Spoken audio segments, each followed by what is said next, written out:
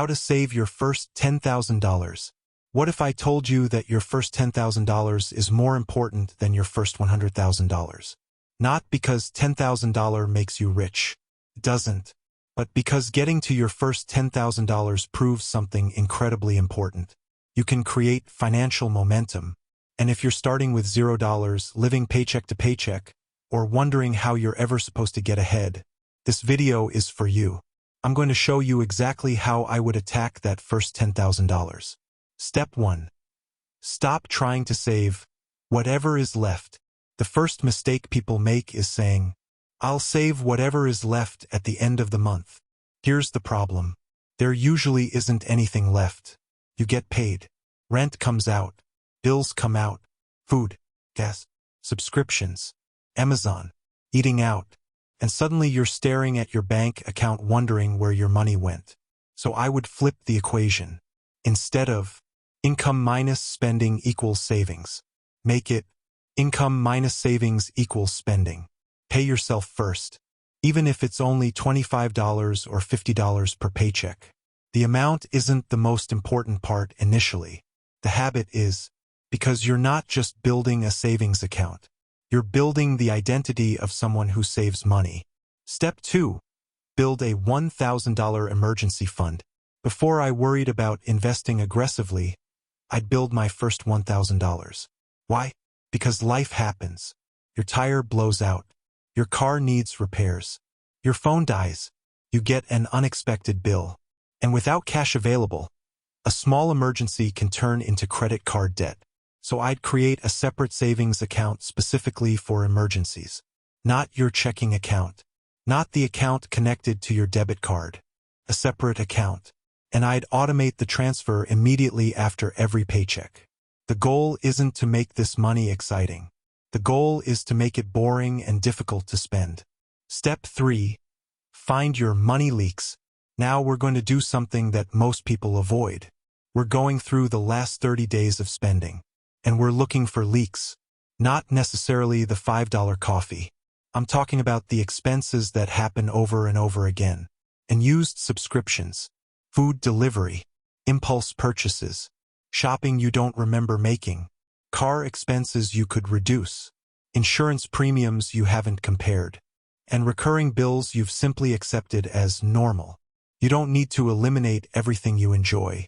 You need to eliminate the spending that doesn't actually make your life better. Because saving $200 a month is $2,400 a year. And that's before you make another dollar. Step 4. Don't just cut expenses. Increase income. Here's where I want you to think differently. There is a limit to how much you can cut. You can't cut your rent to zero. You can't stop buying groceries. And you can't cut your way to unlimited wealth.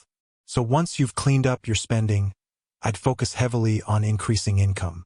Over time, freelancing, selling things you don't use, a weekend job, consulting, content creation, learning a skill that pays more, whatever makes sense for your situation.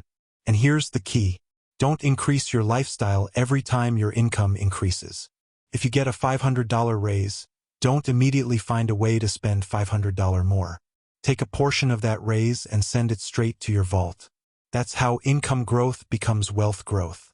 Step 5. Create a vault system. This is where the fill the vault philosophy comes in. I wouldn't have one giant pile of money with no purpose. I'd give every dollar a job. For example, vault number 1, emergency fund. Your first $1,000. Then work toward 3 to 6 months of essential expenses. Vault number 2, short-term goals. Money for things you're planning to buy within the next few years. Vault number 3, long-term wealth. Money you're investing for the future. The exact accounts you use will depend on your situation, but the principle is simple. Don't just save money. Give your money a mission. Step 6, be careful with debt. If you have high-interest credit card debt, I'd attack that aggressively. Because earning a return on investments while simultaneously paying extremely high interest on debt can work against you. So I'd prioritize getting expensive consumer debt under control while maintaining a reasonable emergency cushion. And once you're getting that debt under control, you can redirect the money that was going toward interest into your wealth building system. That's when things start getting interesting. Step 7. Then start building wealth. Once you've built your emergency cushion and created some breathing room, the goal changes. You're no longer just trying to survive. Now you're building. That's where retirement accounts, diversified investments, and other long-term strategies can enter the picture. And for some people, life insurance can also be part of a broader financial strategy. But here's an important distinction. Life insurance isn't a substitute for an emergency fund or basic financial discipline. First, build the foundation. Then build on top of it. The $10,000 roadmap.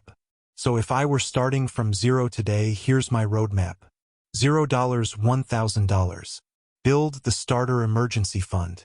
Then, $1,000, $5,000.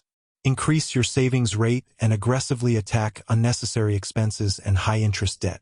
Then, $5,000, $10,000. Focus heavily on increasing income while keeping your lifestyle under control. And once you hit $10,000, don't celebrate by spending it. Celebrate by realizing you just proved you can build wealth. And that's the real purpose of your first $10,000. It's not the money itself. It's what the money represents. Discipline, consistency, options, and most importantly, control. Because when you have money sitting in your vault, the next emergency doesn't automatically become debt. The next opportunity doesn't automatically become, I can't afford it. And your future doesn't have to depend entirely on your next paycheck. So don't worry about becoming a millionaire tomorrow. Start by filling the first vault. $100, then $500, then $1,000, then $5,000, then $10,000. $1 at a time. Don't just make money. Keep it. Fill the vault.